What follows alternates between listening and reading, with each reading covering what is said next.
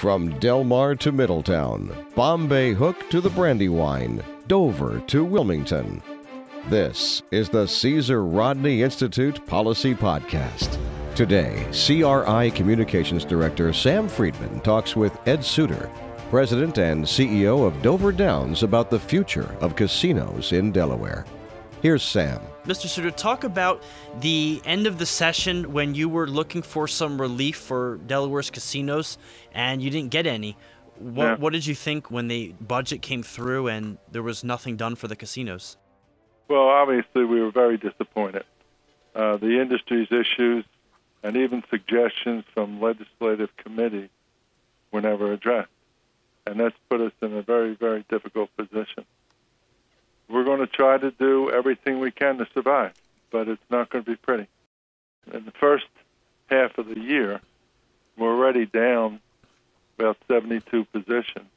These were difficult decisions to make, but we have to look at the lowest performing pieces of our operation.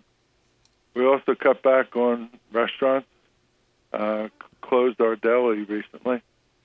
We have to look everywhere we possibly can to save money. What is it in the legislature, in your opinion, that is keeping them from basically doing what you believe is needed to be done to help the casinos, but especially Dover Downs?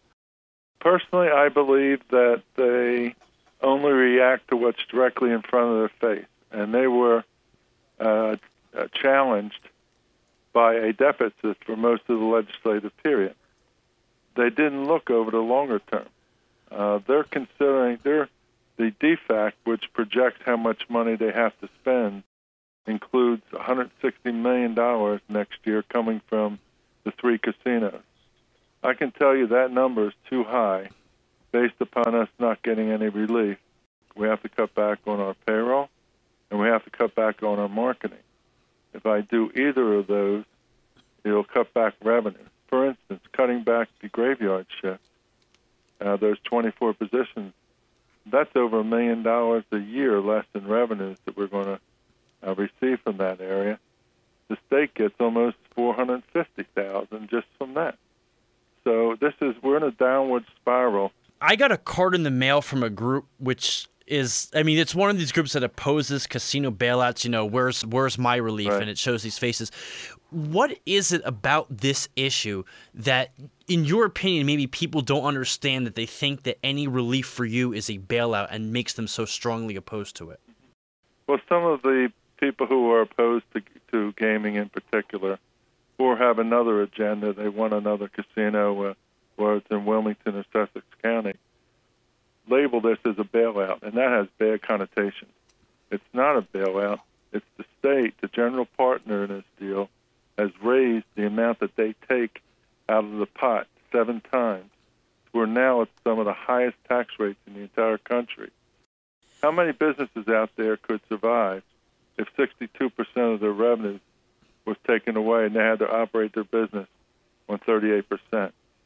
It's a shame, but our people who don't like us use that term bailout often, and it's incorrect.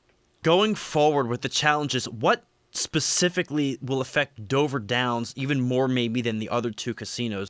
Dover Downs is the worst location. The other 2 locations are better. You're coming from New York or Philly, you go past Delaware Park to get to us. If you're Washington, Baltimore, you go past Harrington. So we have the worst location of the 3. However, what's really bothering us is we have some other expenses coming down the road next year that we can't do anything about.